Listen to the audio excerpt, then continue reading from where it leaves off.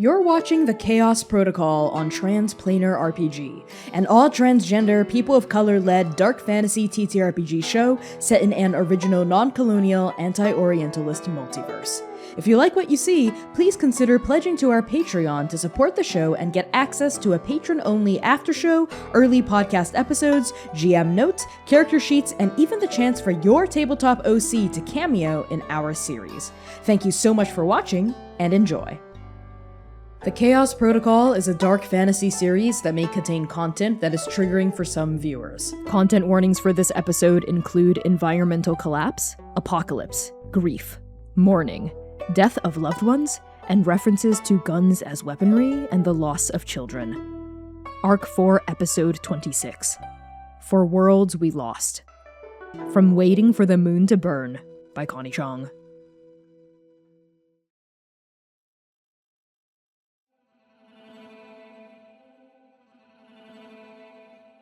The end of your conversation with Samishi Erebor is a blur. Someone, Libra, Saral, had said, "What?" And someone else, Jack, had demanded an explanation. You can still hear Samishi's words echoing in the corners of your mind. Well, you see, no matter when I would have chosen to escape, I would undoubtedly be leaving someone behind. I couldn't do that. I can't do that. Repurposing my husband's shuttle into the place that you see before you now means that everyone gets to have a safe haven. No one gets abandoned. At that point, a stuttering Bagoon had added very quickly that all of you would need a second, maybe more than a handful of seconds, to process this information, and at that point, Azali's raid was already gone. Samishi was more than accommodating. With an understanding look, she directed your group to the nearest exit, and it is through this aperture that all of you stumble now out of the polished glass and swaying fronds of the greenhouse and into the late afternoon light of a small but well-kept courtyard at the top of a stately hill. You can see the rest of the garden from here, a sprawling, vibrant community of glass domes and solar panels and laughing children and tight-knit families. A place Samishi built with trust, knowledge, hope. But in the wake of this revelation, the gentleness of what lies before you feels unreachable, unattainable, distant, not real. The only real feeling is what coils in your chest now, heavy and sharp, impossible to hold without injuring yourself. Let's start with you, Seir. How do you reel from your conversation with Samishi?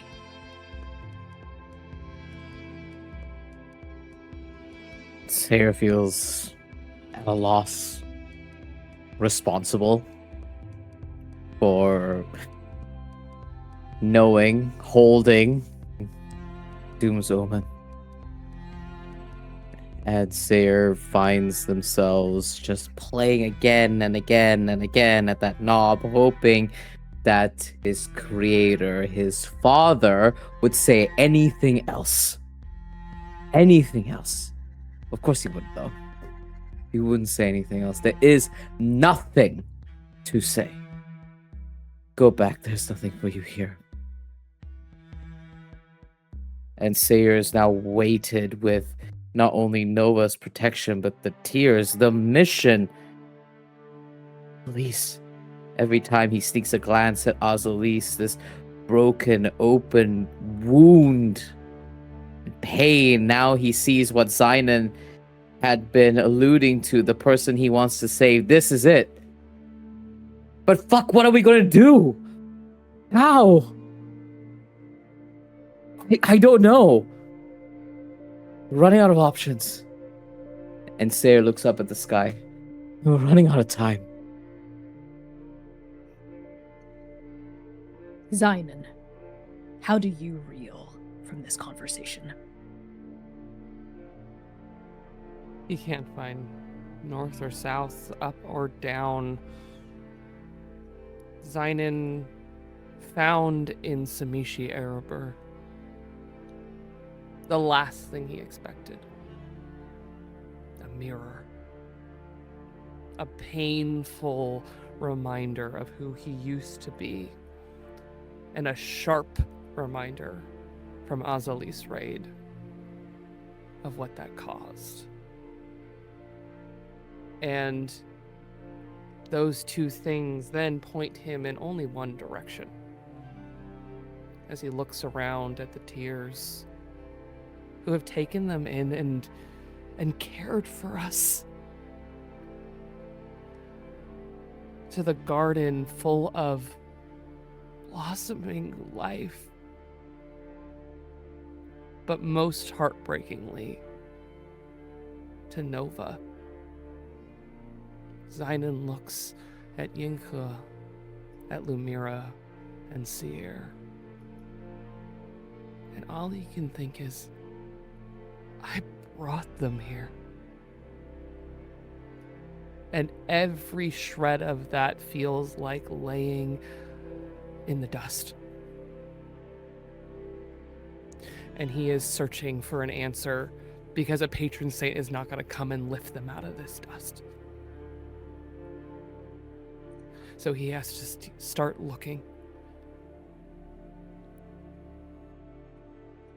Lumièra, how do you reel from this discussion?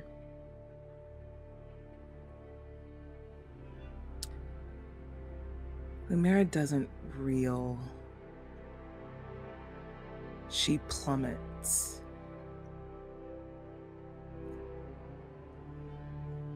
Right off of a cliff.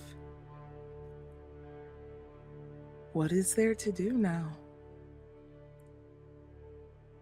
How can she help? Her whole purpose, her whole motivation, push forward, has been to heal, to help. Yes, she's a chronologist, but she is and always will be a healer first.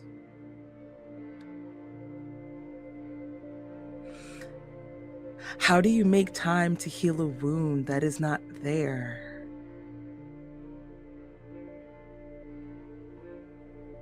Without the consequences that come with it.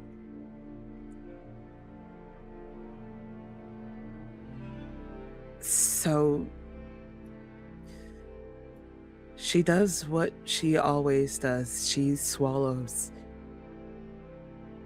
compartmentalizes, see what else needs help.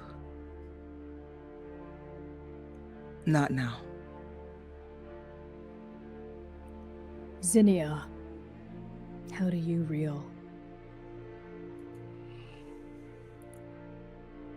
Zinnia has ran from grief for a long time. She has, despite being a person who sings for it, sings to it, sings with it, she avoids it like the plague. And I think having to sit in all of this, having to look in the faces of each one of her team, who she is, I think, refused to acknowledge were her team, her family, until this moment. She is now hit with the reality and the weight of everything.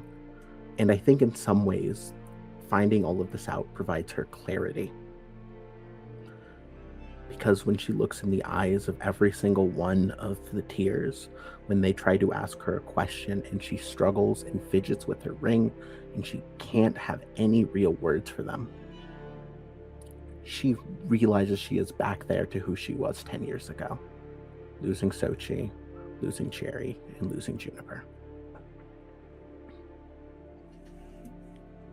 Seir, as your eyes are still fixed on the sky, and you feel that directionlessness, that nadir within your own soul, you hear a voice beside you. Bright, piping slice of light. Something buoyant, not as heavy as everyone else at all. Bug. Bug's voice is saying to you, okay, so what do we do next? And they are looking up at you with uncertainty in their face, but they're not afraid. They know you'll have the answers. But I don't. But I don't. I look at this teenager's eyes and I think this is when Seir sees it. Really. Whole, open-heartedly sees it. Bug's admiration. Bug's respect. Bug's hope. Placed squarely in him. It's a strange feeling to see in another person's eyes. And Seir can't help but smile when Bug looks at him like that, even if he has no answer. Hey, Cricket. Hey. I don't know. Not fully yet, anyway. How are you feeling? I like this place. It's cool. Nose Mama Yeah. liked that glass house we were in. She was trying to eat some of the dust in the bottles and stuff while you all were talking, but I was able to stop her. Everything here seems really cool, though. But if there isn't a shuttle, are we just gonna get another one? Maybe it's good that there isn't a shuttle. I was kind of sad about maybe what Nose Mama would do. Like, would she fit in a shuttle? Would we have to leave her behind? I'm not gonna leave Nose Mama behind. We won't leave Nose Mama behind. We're- Is everything okay? Everyone seems really bummed.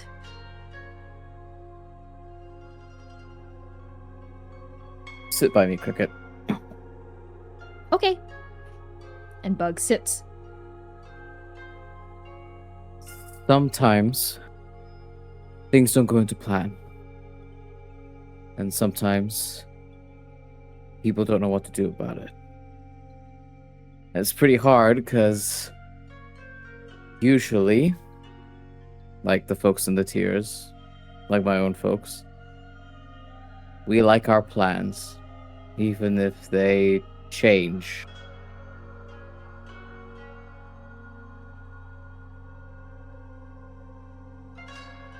But I know one thing's for sure. And Seir's going to look over to where Zinnia is. And all that Seir thinks of is the way that Zinnia has driven this whole time. The despair that you felt, that he only imagined for a fraction of a moment and broke, you survived. If there is a light, if there is a hope, I want to follow that admiration. I want to follow Zinnia. And I think that's what Seir does as he leans towards Bug. I think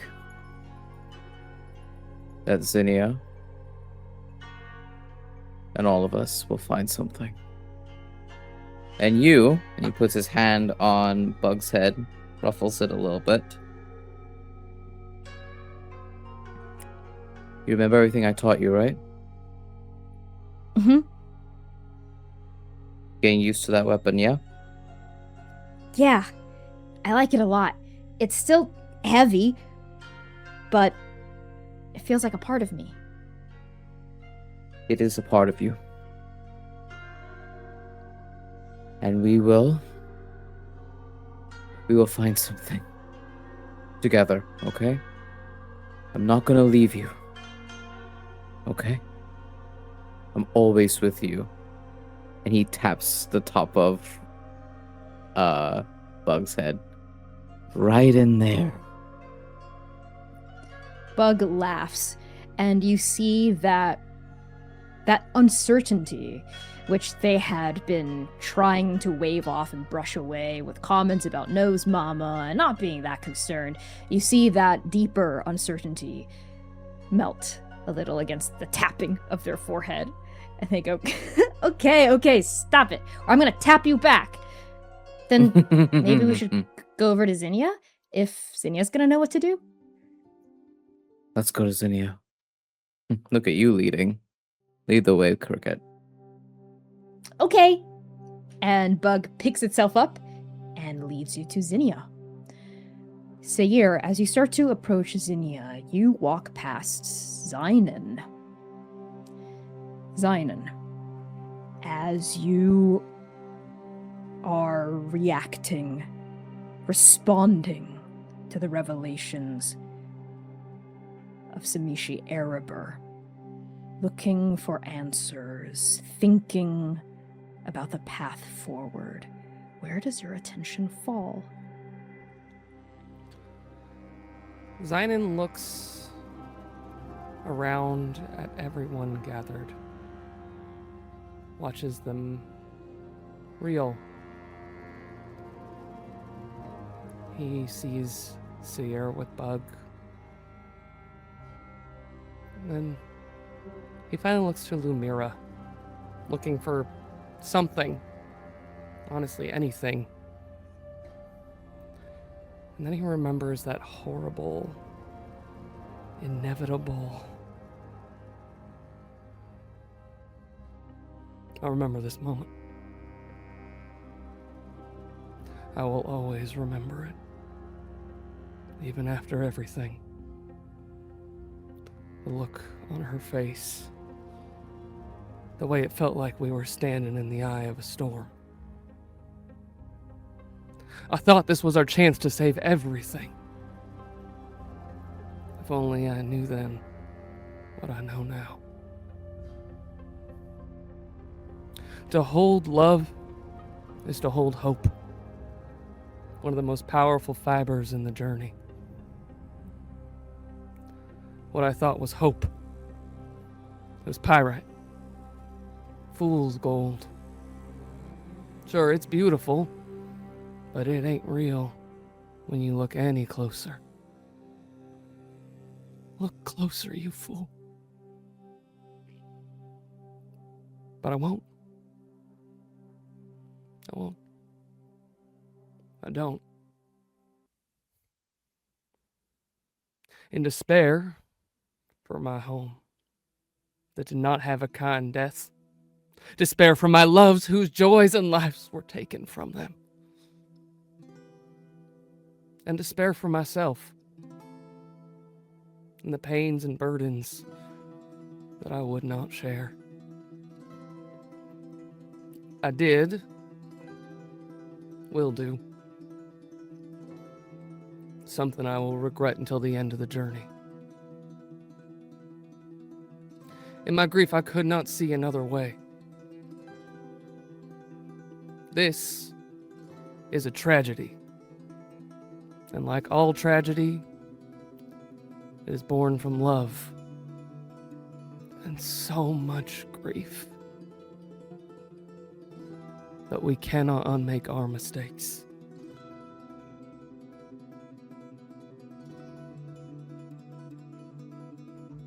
Kai, you have muted yourself. An inevitable thought that slips through those defenses comes wandering up to the surface in the light of Xainan Esch's eyes, and reflecting back he sees Lumièra. And suddenly clear purpose pulls him to her. Lumièra, I have an idea.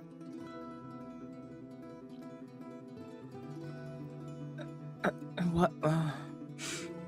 You Pup, you okay?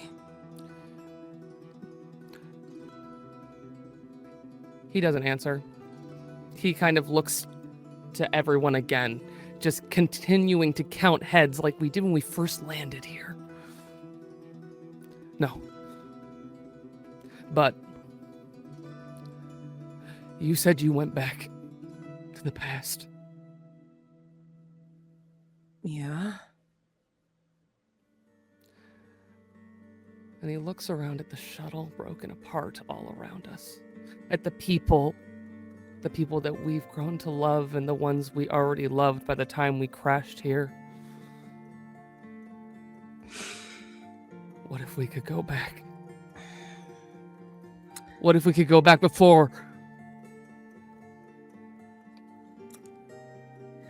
As soon as you make that suggestion, Xainan, she gasps. Like she's bracing herself, like she knows what's coming towards her before it even is spoken aloud. And when you say it, it's a hiss. Not like something that's on the defense. More like letting the impact sink in and releasing it in that same moment.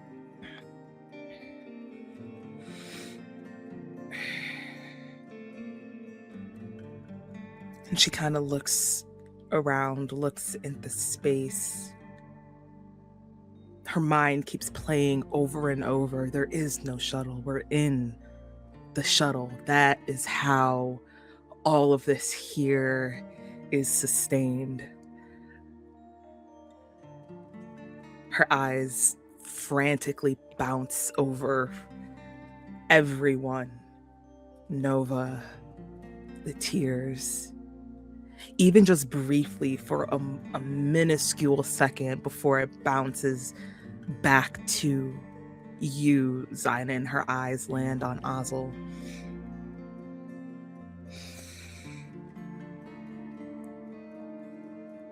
Grief is hard. But love is harder.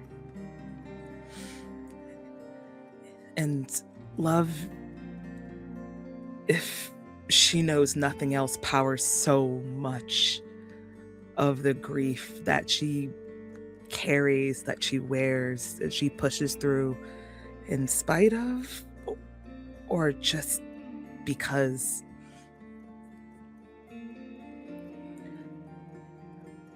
And she gets it. She does. She knows what this feeling is like.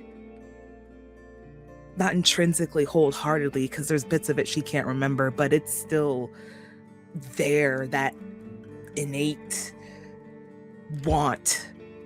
Well, it is shining back at her.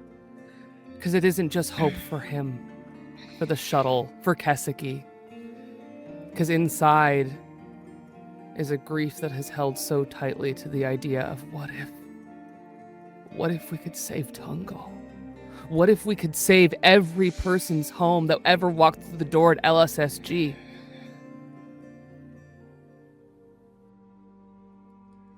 She doesn't let herself think that far.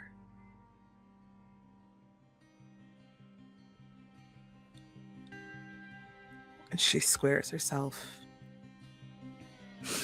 Her stature, typically rigid, poised upright, over these weeks here have gotten more laxed. Her shoulders are more slouched, her posture less rigid, more loose.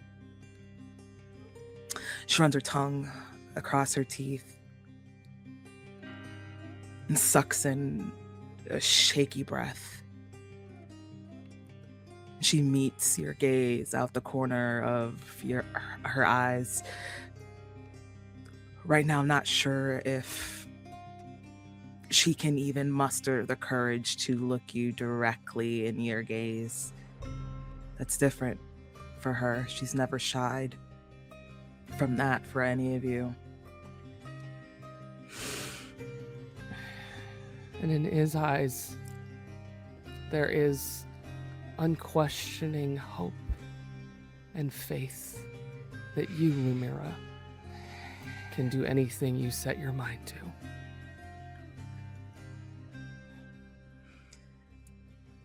You don't know what you're asking for, Xainan. You're right, I don't. But if you think you could do it. And he looks to Ozal finally. I know where we can get a team. Save the shuttle before it gets taken apart.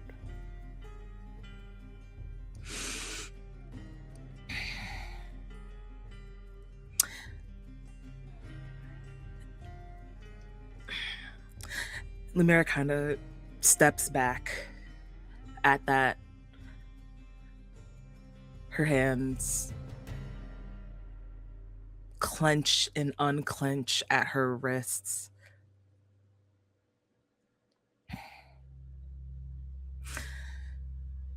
She knows this probably ain't gonna end well.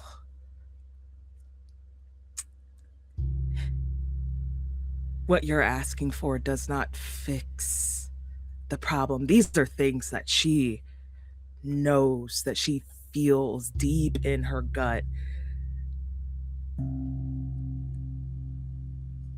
But she can't acknowledge them right now. Doesn't want to, doesn't fucking matter in this moment right now.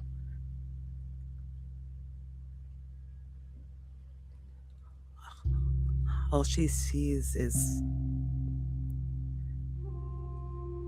grief. Never-ending grief. Grief that stretches, that seeps.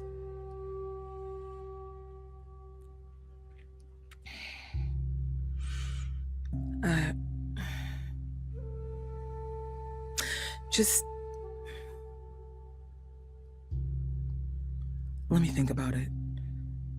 And she says, defeatedly, almost. She doesn't make any more eye contact, but she does turn and walk away. She needs that time. He doesn't stop her, but he does stand there and plan. Zinnia, at your side, all around you, the tears are reeling too, and you can feel the emotions rippling through them. If they were a pond, the last source of water and hope on this doomed and dying planet, then two heavy, hard, and irrevocable stones have just broken the surface of their hope, sunk to the bottom and stirred up silt, made everything muddy and unclear. The first stone is this: they won't get to kill Buta Erebor. Some of the tears are more okay with this than others. Sabral, Dr. Wu, this mission was never about that for them, though of course they would not have complained about witnessing the act. But others, Jack, Libra, who has always wanted to shoot a lord between the eyes. Interestingly, even Begoon. And on the farthest end of that scale, of course, Ozali's Raid, who ever since the revelation that Buta Erebor was already dead had just tuned out from the conversation. Even the second stone that dropped about the shuttle, Ozal had barely reacted to that. Their mind was not there. Speaking of which, the second stone. Everyone's distraught about that one. The absence of the shuttle means that there is not only no way to complete their mission, there's no way for you to return home. You won't be able to see your families again The tears won't be able to deliver their vital research to the rest of their cells. There is a sinking, burgeoning, increasing realization that everyone here is going to also die here on Kaseki, a planet that everyone in the tiers, almost everyone here, save for Bagoon, had already escaped and survived already. And now they're back. And it feels as though their fate, no, their future, is sealed. There is, of course, a third stone for you, Zinnia. And this stone does not plummet into the pond so much as loom high above it. Not black, void, spherical, unstoppable. You know intimately, more intimately than most in the journey, that there is no way to stop oblivion. There is no way to survive here if the end is coming for you. And it's coming.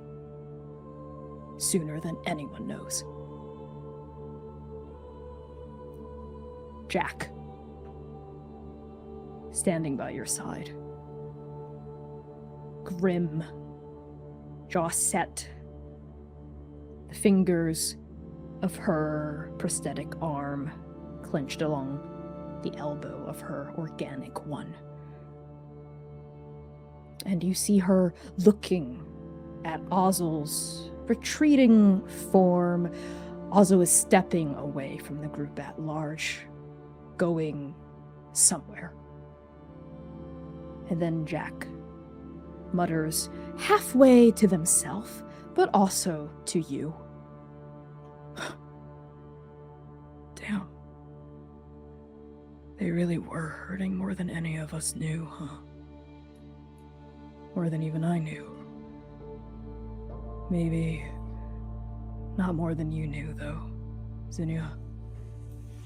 And she glances over at Xainan and wears that same expression that she did when she looked at him in the greenhouse. Except for him, too. He saw it instantly. Guess he really does know Ozzelise.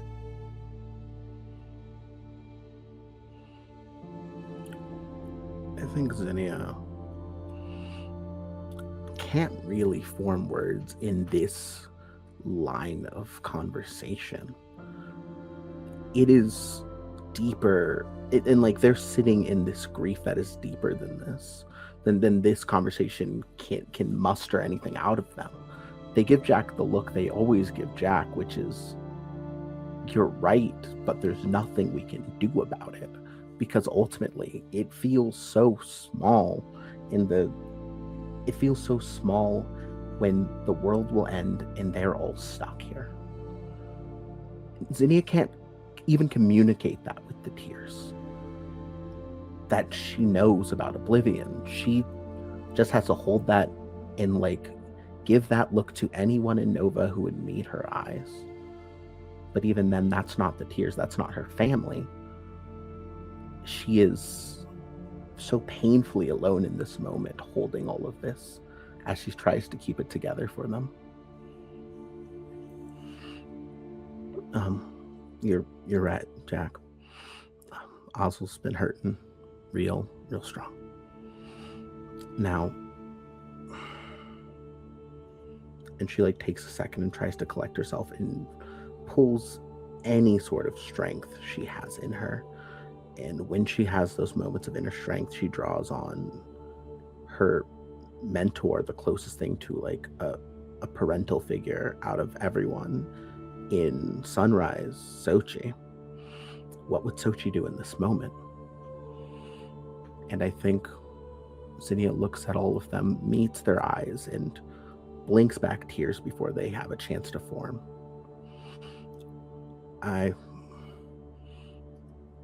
I know this is more than a setback. This is life-changing. And I'll be honest, I don't have an answer for any of you right now. There is one thing I can do with y'all and for y'all. Can I give y'all the grief song? The tears had been listening to your words, nodding along, and with this offer, this deeply unexpected, unprecedented offer from you, Zinnia, there are new emotions in the eyes of your teammates, in the eyes of your family that surround you. Curiosity, intrigue, and more than that, a deep, bone-aching familiarity, an intimacy that had always perhaps felt more like a thorn or a flame or an open blade for you, but in this moment, their looks ask you to lean into it. And it is Begoon who says, "We would be honored."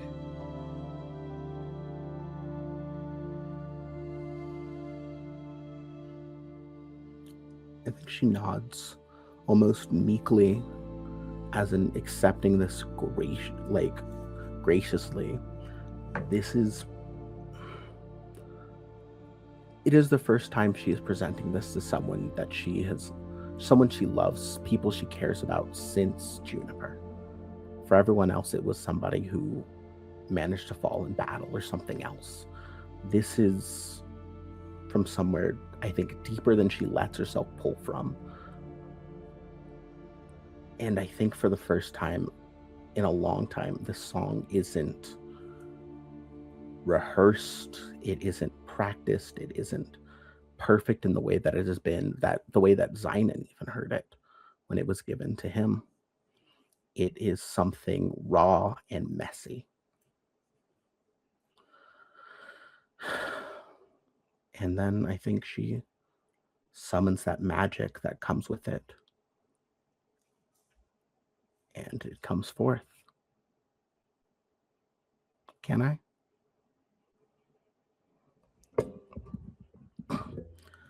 Sweet dreams will carry you home. Sweet dreams, no matter where you roam. Softly on little wings, my precious little dove. Forever you return to me, warmed by my love. Sweet dreams will carry you home. Sweet dreams, no matter where you roam. And if fate should will one day that we must part, turn your face to sunny skies. I live on in your heart. Sweet dreams will carry you home. Sweet dreams, no matter where you roam. It's time now to fly away, my precious little dove. Remember me and don't forget, you will always be loved. Sweet dreams, sweet dreams.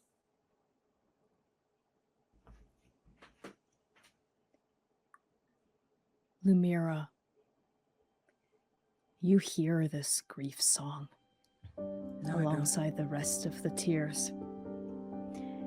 You hear Zinnia's voice, raw, cracked, vulnerable, real, for the first time soft, gentle.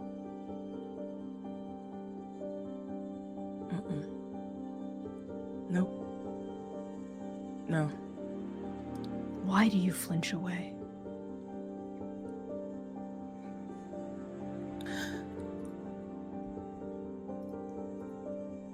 Because it doesn't have to be like this. it shouldn't have to be like this.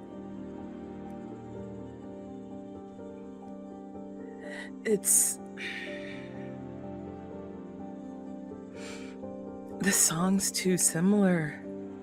It's too similar.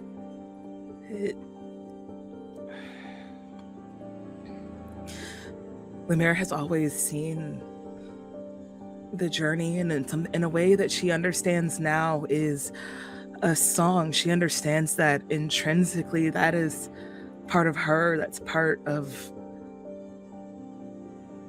her home. Her home that is already deep in the well of whatever that hole in the sky is already. And now she's standing on a planet that is not far from the exact same fate.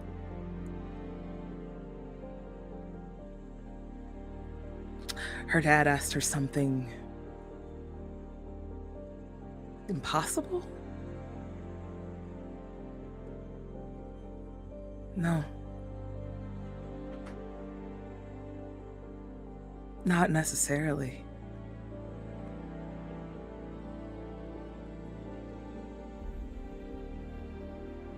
Fuck. But she knows the consequences of this.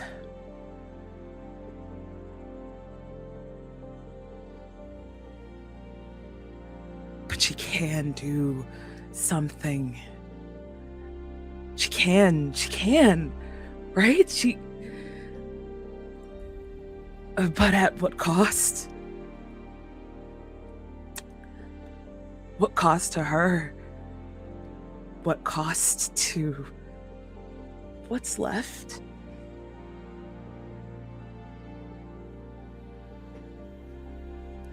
But she can.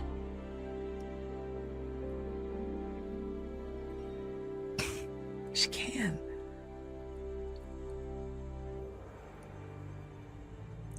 She looks for the rest of Nova.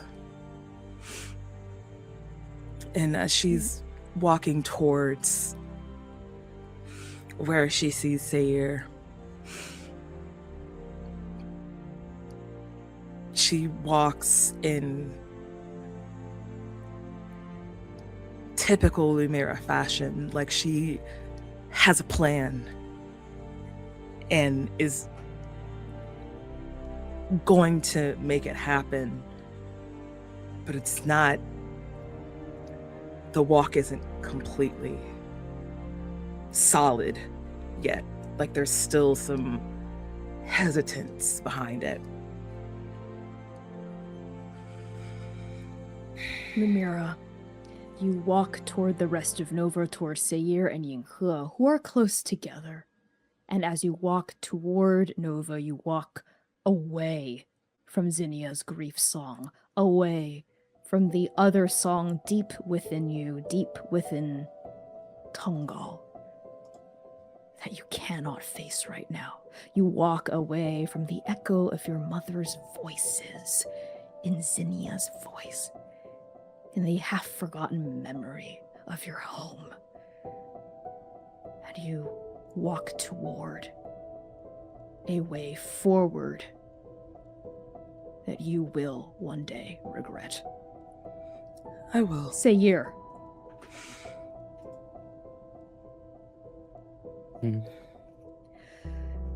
Seir.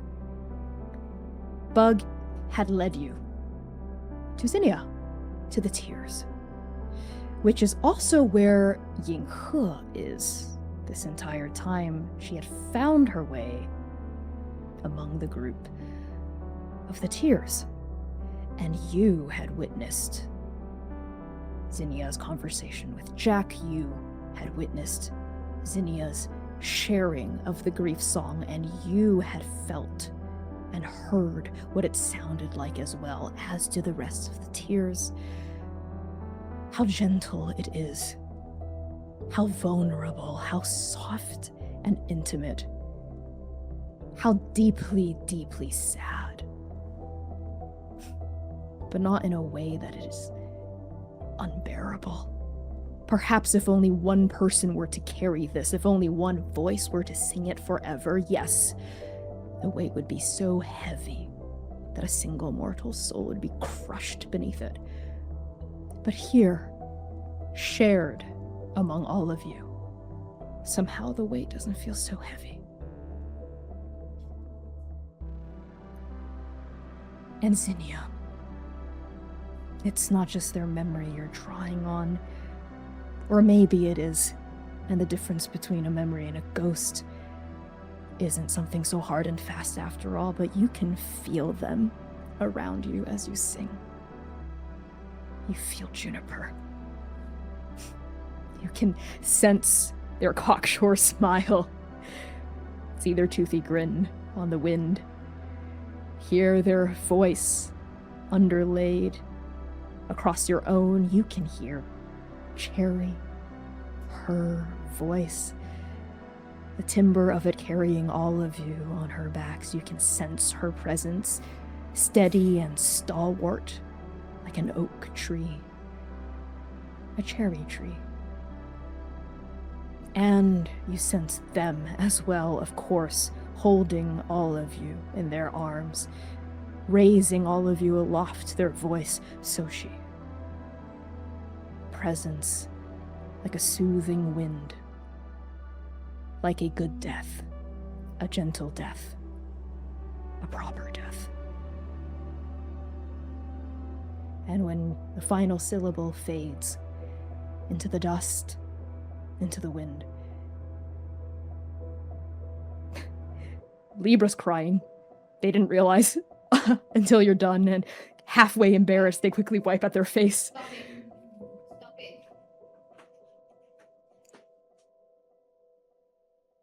Seir, how do you respond to Zinnia's song?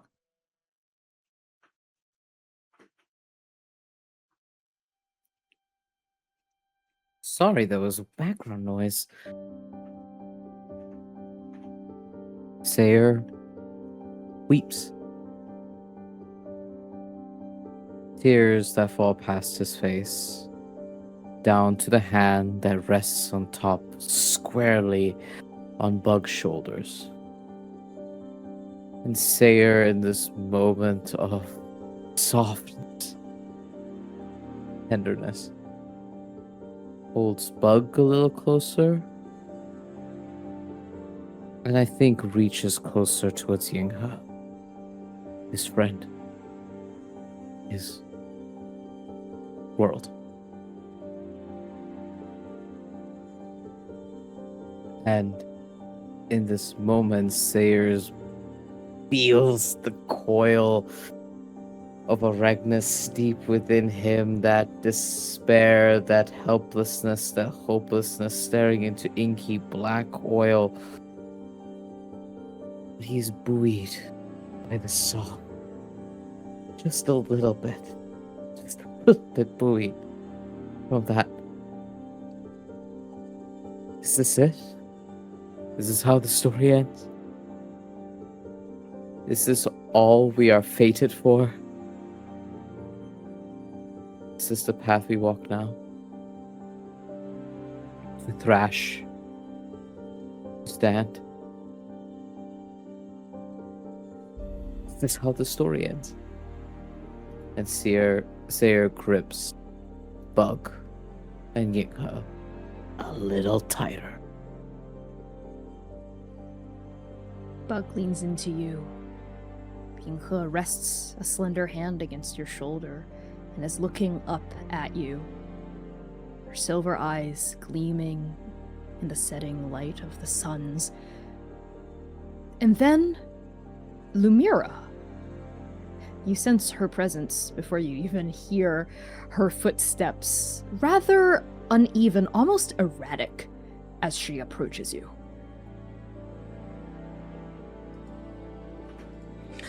Lumièra. Lumièra's face is everywhere all at once. Her hands are stretching and balling into fists consistently. She's pacing, walking in circles. Really, you've never seen her like this. It's like every ounce of poise that she's ever carried in her body at one time is gone. And for once, it is just frantic, nervous, stretched thin Lumièra. Like this whole time, she has been spinning every fucking plate that there is imaginable all at once, and every plate, one by one by one, right after the other, is falling and crashing to the ground as she's trying to keep it upright and still spinning. And I will come to regret this moment. And it was only the first step of many mistakes that I will make. I think I have a plan. Seir sensed that franticness, gives Bug 2 lingering squeezes, and says quietly to their ear, "I'll be back, Cricket." Bug nods, looking between the two of you, not understanding this dynamic at all. But they believe you, of course they do. They trust you implicitly, and they release your hand with a smile to step closer to the tears. Yinghe at that also folds in, eyes full of concern at you, Lumièra. Seir, the only other degree of frantic energy that Lumièra is exhibiting right now that even comes close is the trial of the great sage in the city of heaven when Xiao Cheng was literally spinning plates out of control, cracking under the pressure. You see an echo of it on her now. What did you have in mind?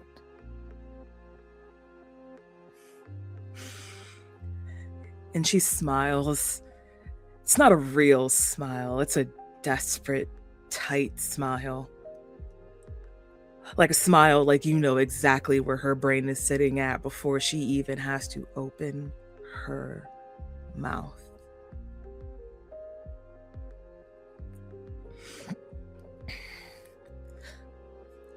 What if I fixed it? What if...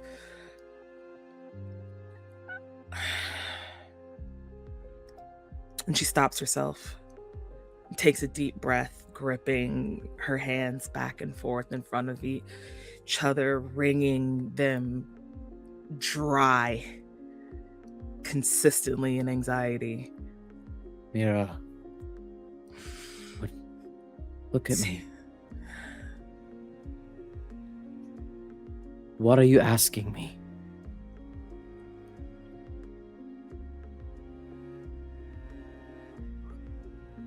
We have to go back.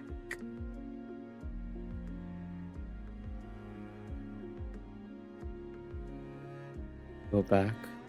It's okay, follow me, right? It's the only thing that makes sense right now. She starts pacing. It's coming closer every day. And we don't have any other way off of this planet. And what if we just had just a week or two or something like that where we were able to just like go back before like everything and set things into motion the way that they were supposed to be before it got too far from fate. And she catches herself rambling.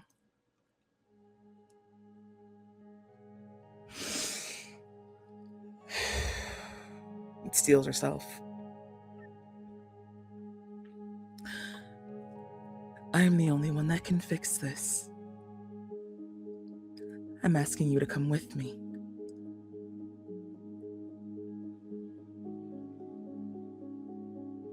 And the omen rings in Seir's mind. I need Go you with back. me.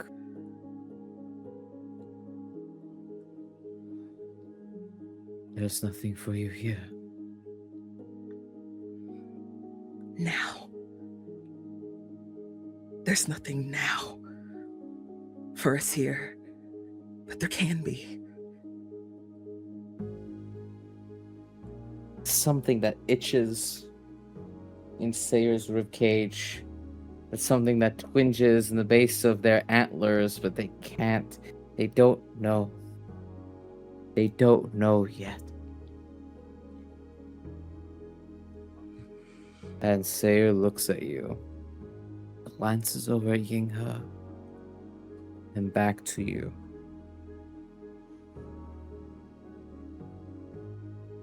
I choose us every time. So, you just tell me what you need from me. And Lumièra, are you sure?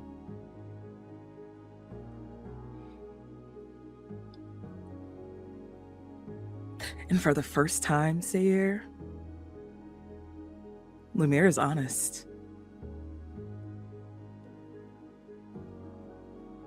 No. But I have to be.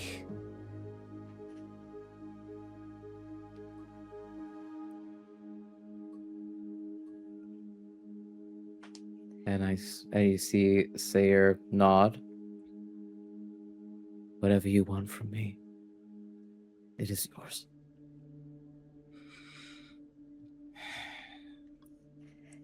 Yinghe looks helplessly between you, Lumièra, and you, Seir. And we see in his face that just like with Seir, there is no choice for him here. Of course he's coming with. Nova is her family. The only family she's ever known. A complicated family. Yes, a family they're still figuring out their place in, but they're family. And there's something else, too, in their moonlit eyes. Deep, deep underneath the certainty is guilt. Guilt at trying to leave already. And a burning need to prove that they're here to stay. And she says, I'm coming too. Whatever you need. We'll do this together. I need you there too. I'll be there. I promise.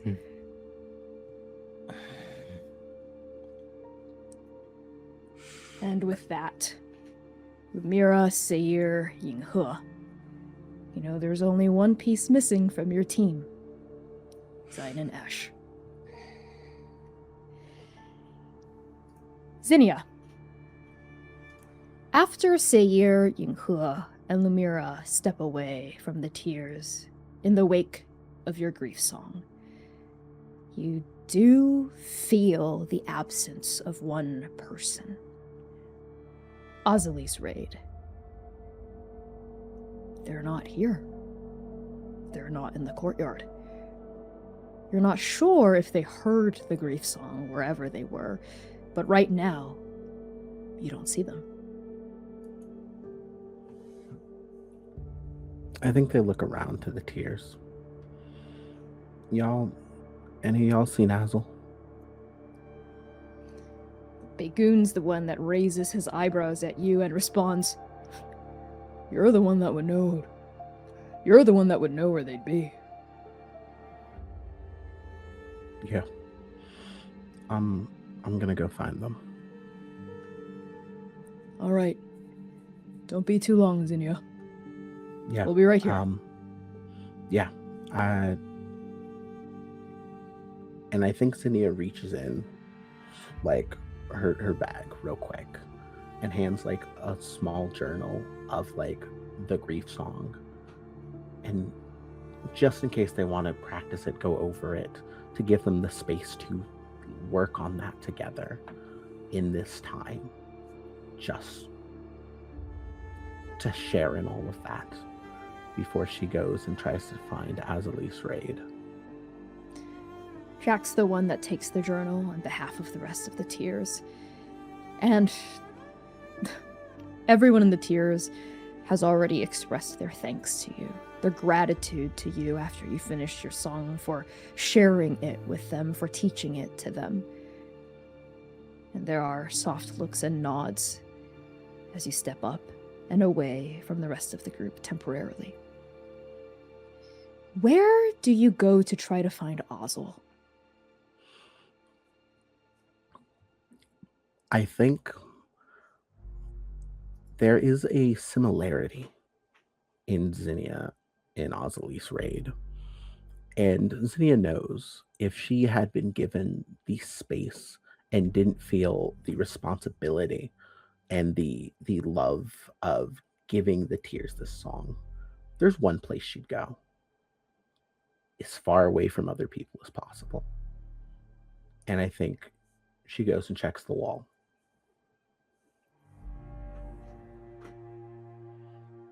You find them there. Not in the first wall you check, nor on the second part of the wall you check, nor the third. It takes you a while. But on the 6th or 7th, no, on the 8th place you look, and the 8th place exactly, you find Azalise Raid sitting at the very top of the western outer wall, staring out blankly and motionlessly into the dust. 2 legs swung over the edge, just looking.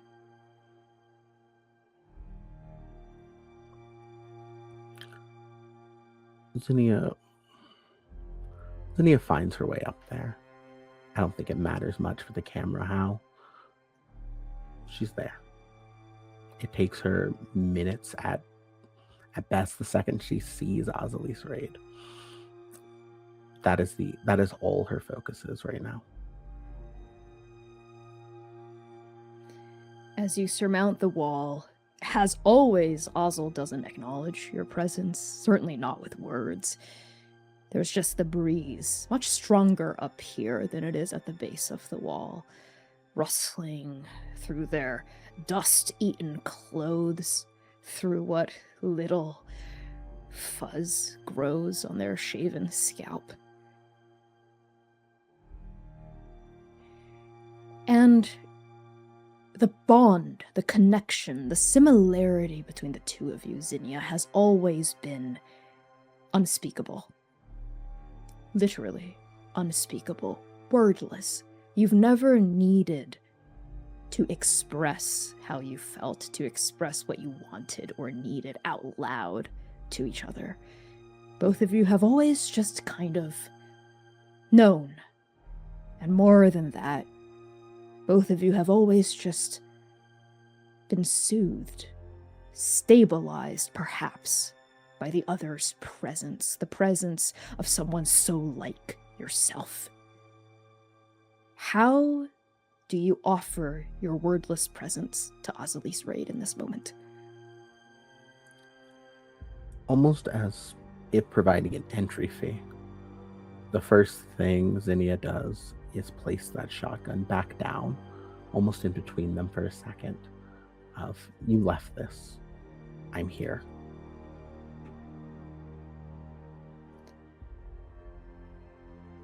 Ozzel doesn't take it. That is your first sign that something this time is different. They do not take the weapon. Zinnia, I think, puts the shotgun back with her own person. She has a spot for it. And she moves a little closer.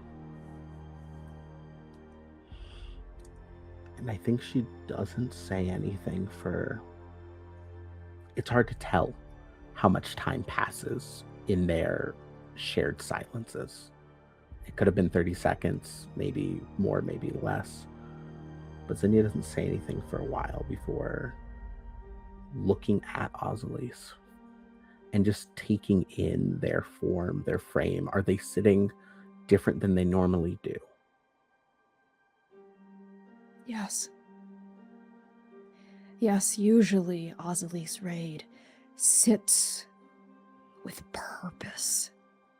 Eyes glued on the horizon, on an invisible objective only they can see. Them and the crimson mark on their one good eye, the crosshair. But this time, there's no fight in Ozelise Raid left.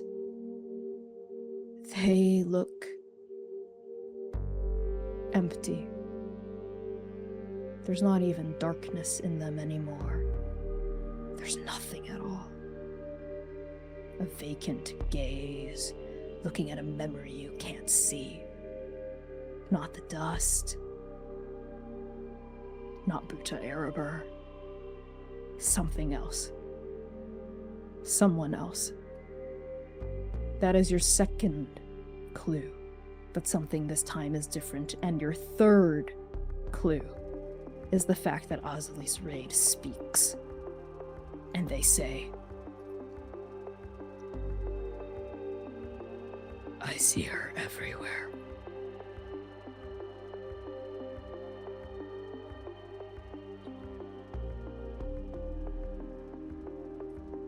Zinnia swallows hard and nods and does not speak, letting Ozelise say that and let it hang and give it as much, I think, the weight that she knows something like that deserves.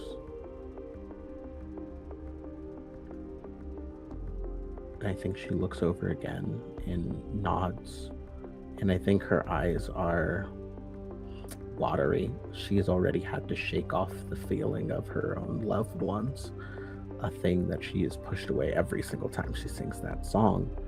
So she understands feeling that grief hanging around her, holding her, being so intimately close in every moment.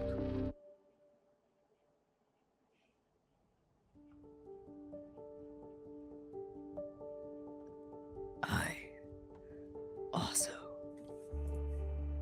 have the same nightmare every night. I have for over a decade. Every night ends the same, and every morning begins the same.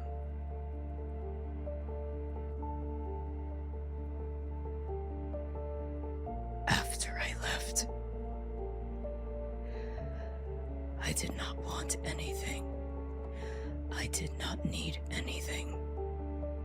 Everything I did, everything I made, was for someone else. I don't know who. I don't think I've ever known who.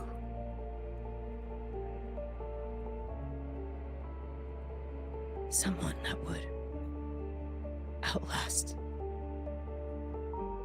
me. Outlast this.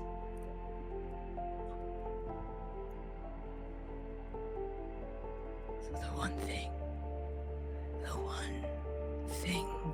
I ever wanted, just for myself. The one thing I ever asked for in this half-life. I can't even have, not even an illusion of it. Not even in my dreams.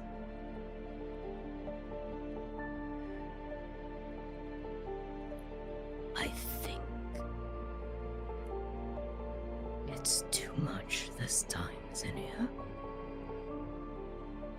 carried this for so long. Here. Somewhere deep. But this time, I can't. I think. This time I think it's going to kill me, see? I think the grief is going to kill me. Not because I want it to, but because I'm not strong enough. I'm not strong enough to outlast it this time.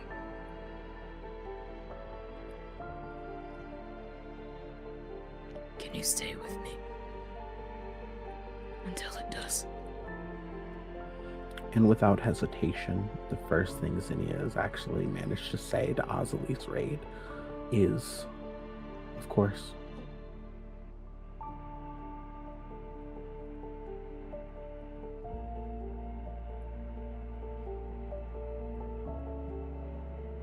And you sit there with Azali's raid for what feels like a lifetime. There, with them, with their grief, with their ghost, the one ghost that has never left their side, the one wound that is lanced through their heart, through their soul, in the exact same place that it is lanced through Xainan Esch. Xainan. Lumièra, Seir, and Yinghe approach you. And you see on the faces of Nova already that a decision has been made. Xainan spent the entire time not anxiously waiting Lumièra's answer, but letting this hope, this thing that he calls hope, the thing that drew him down here, dragged him and Nova across this world. He lets that hope buoy him as he plans for a team that he knows will be there if he asks. The lodestar steading. And for this, for Nova, for his other family. Because this is why he told Dom that it would be different. Yinghe could keep the shadows at bay and under her power. Seir could portend any danger from doom that might come for us. And Lumièra, that bright shining hope, the starlight that he remembers seeing. He sees them coming and he seems prepared in a place full of disarray because he also heard the grief song. But Xainan Esch, who just learned how to attend a funeral a few months ago, didn't hear a single note of it this time. Because he won't grieve for a Keseki that won't be here when they fix it.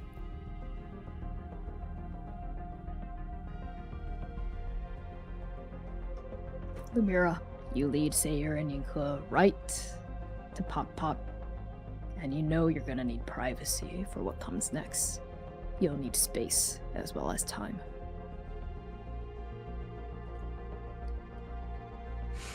Okay.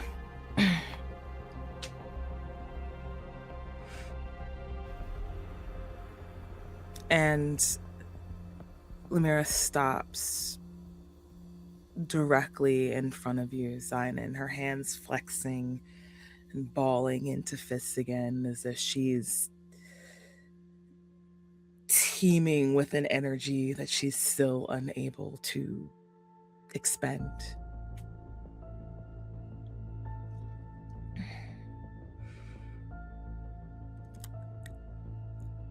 Okay.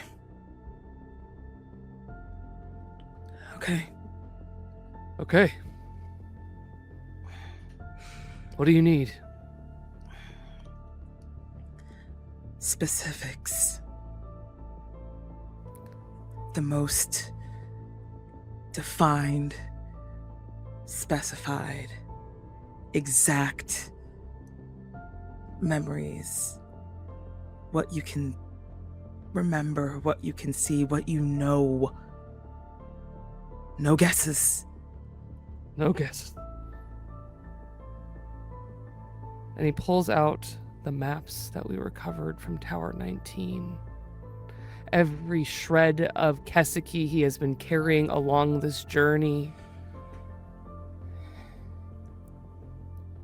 And he begins to explain that next to the city marked as Haruna City on the map, he follows a finger down a road that he has walked more times than anybody has ever counted the stones along it. And he points to a little spot with no marking. Here. This is home. The lodestar steading. You said it was before, when it was green. If you can take us to when it was green, I can do the rest. What was around you? She asks. I need specifics, Xainan. There's a pen here. And he moves his finger less than an inch. Open rolling grass. A little hill, but nothing too dangerous.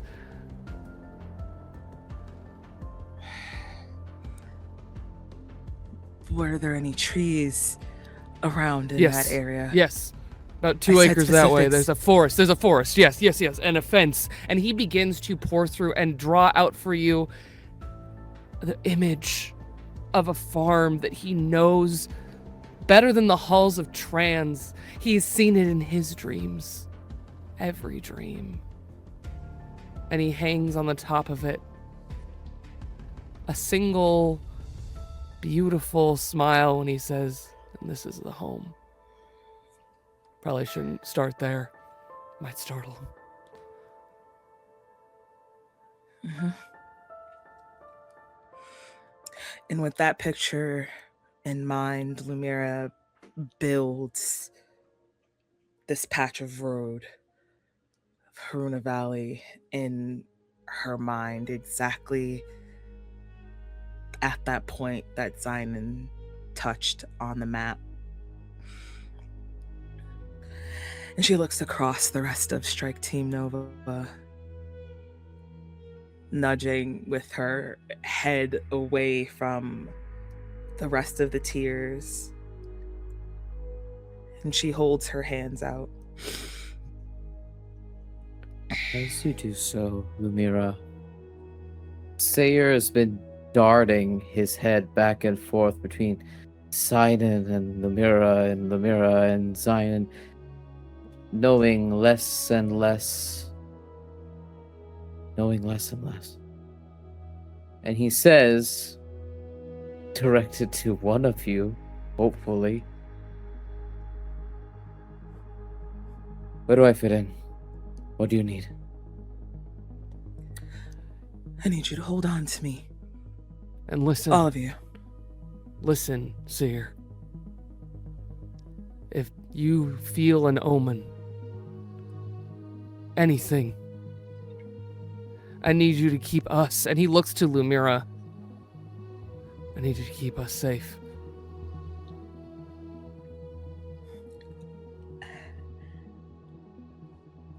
And you have just asked Seir a great responsibility and a great burden, with not even a heartbeat to think if he could even do that. And he takes your hand, Lumièra. And when everyone's hands are linked into hers, she breathes. Deep, heavy, settling like she's about to embark on a journey never before tracked.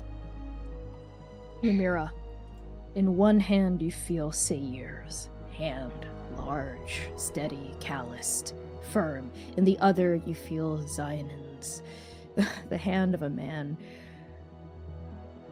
who is miraculously still alive, who should be dead, who did die and is still here. And linked to you by way of both Xainan on one side and Seir on the other is Cai K directly across from you. The shadow mage holding Seir's hand in one of hers and Xainan's in the other. And as you steel yourself, Lumièra, you draw on the lessons of the Drifter. You draw on the feeling of vaulting that you attempted with the Drifter, and several times, each one failing in your attempt to correct the worst mistake of Seir's life. But this time you know there is no margin for error. You have to get it right. You fix the lodestar steading, the purple grass, the animal pens, the forest in the near distance, the small hill, the steading itself. You fix the description, the vivid description, as though it were the back of his own hand that Xainan Esch had provided you, and you hold it, you fix it in mind like a compass rose. What surges through you as you summon your innate magic, as you call on your chronergy? You should have fucking listened. You're gonna learn this the hard way.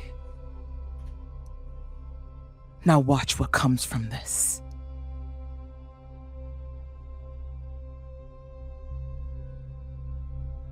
Space bends.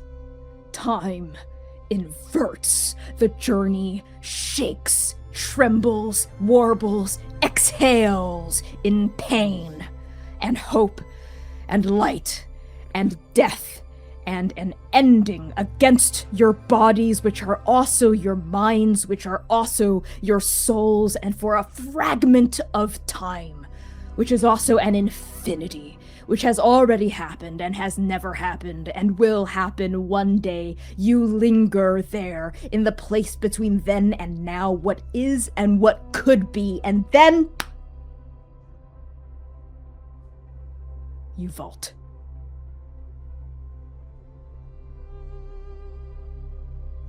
You're muted. I love you all. I love you. And Lumièra, my daughter. I am so sorry.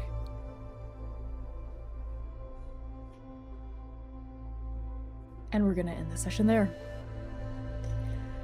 Thank you all so much for tuning in to Arc 4, Episode 25 and Episode 26 of the Chaos Protocol.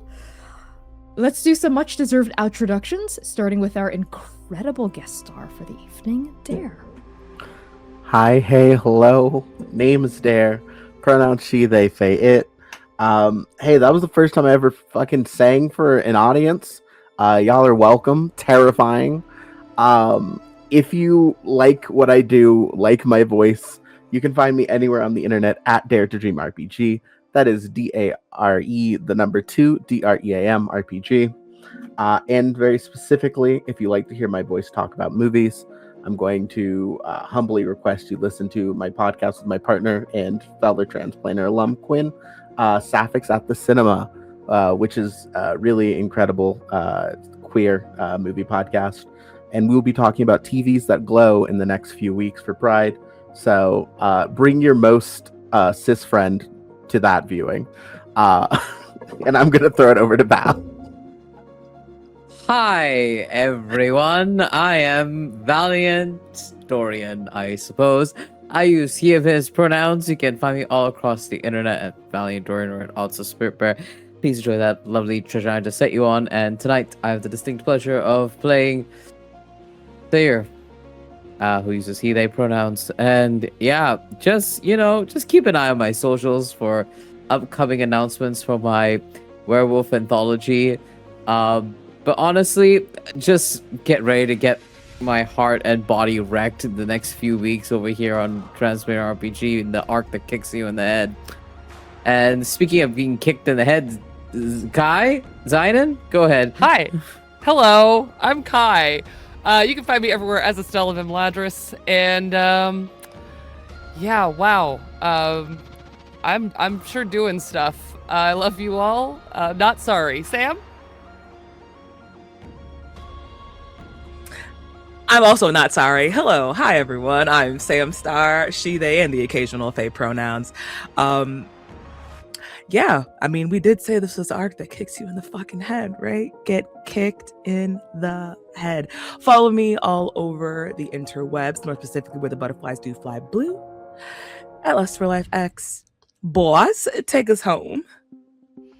It's me, boss. Wow. I feel menaced. I feel menaced by this stream.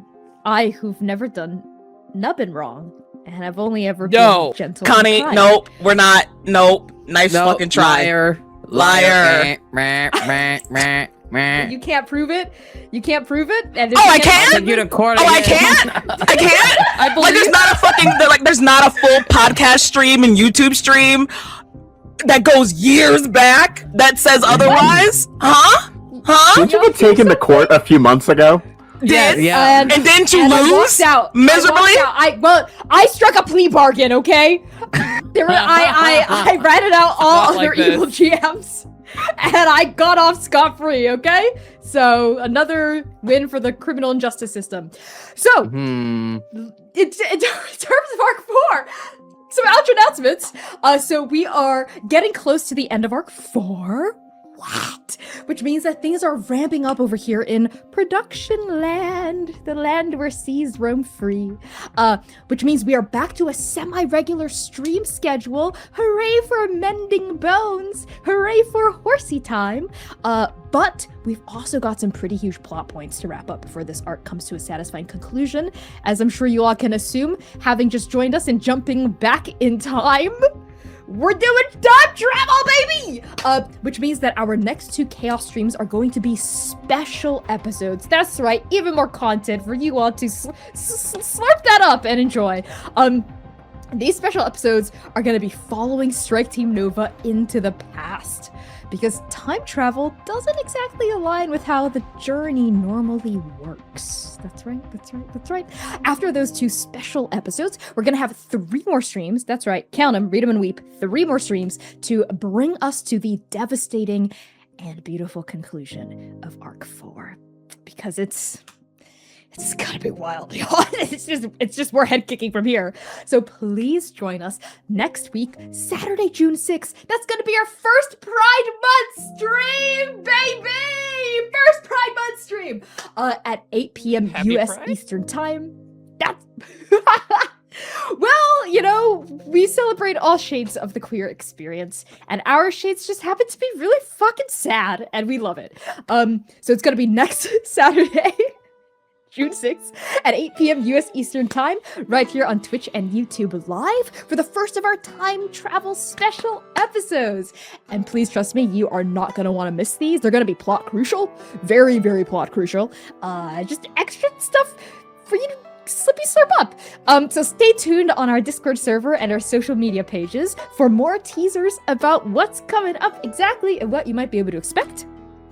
In the meantime, you can support our show by joining our Patreon, joining and participating in our Discord server, making fan works if you are so inspired, posting about Transplanar on Blue Sky, Instagram, Tumblr, or whatever esoteric forums you might frequent, rating our podcast, buying merch from our merch store, and most importantly, telling someone else about the channel. That's right, your friends, perhaps your family, perhaps your homoerotic enemy, perhaps that cute barista that you always get a latte from, perhaps your dog, Perhaps a cat? Perhaps a reptilian friend? Perhaps a horse? Or perhaps even some sort of avian companion? Say a budgie? Or more scientifically referred to as parakeet? Thank you so much, Transplay Nerds. We are gonna see you next Saturday, June 6th, Pride Month at 8 p.m. US Eastern Time on Twitch and YouTube Live for our, not community stream, for our first of our time travel specials. And in the meantime, we're gonna raid someone really awesome, no doubt, so send the love over to someone else, send it over, use the raid message in chat, and Pisho.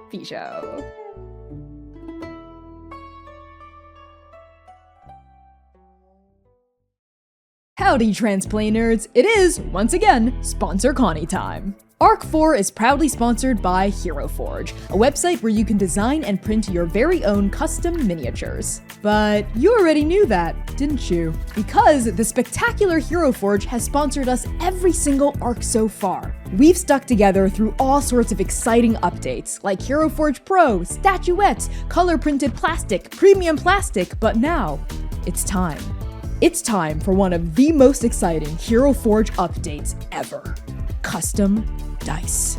Hero Forge is now offering 3D printed custom dice, where you can put literally anything into the clear material of the die.